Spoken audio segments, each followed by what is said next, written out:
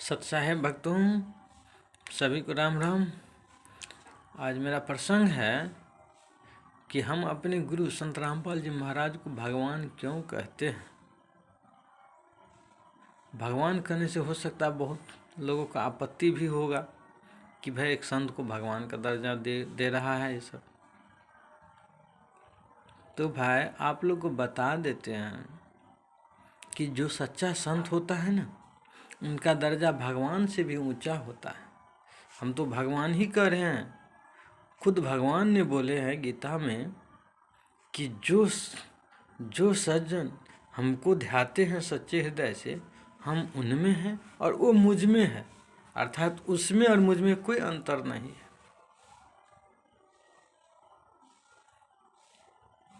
अर्थात एक संत भगवान के सदृश होता है, उसके समान का तो बात ही नहीं करें, उनसे ऊंचा होता है, उनसे ऊपर दर्जा मिलता है गुरु को। भगवान से भी ऊंचा दर्जा सतगुरु को मिलता है।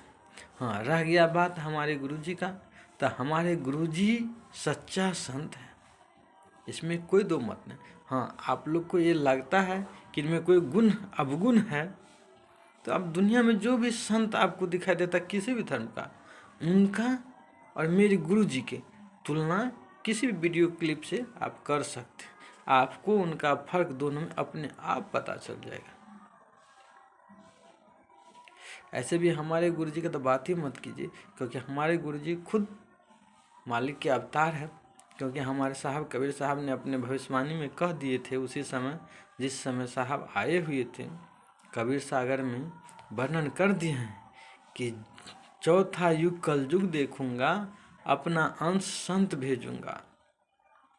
यहाँ तक मालिक कह दिए हैं कि 5 सहस्त्र 505 जब कलयुग बीत जाए, महापुरुष फरमान तब जग तारन को आए।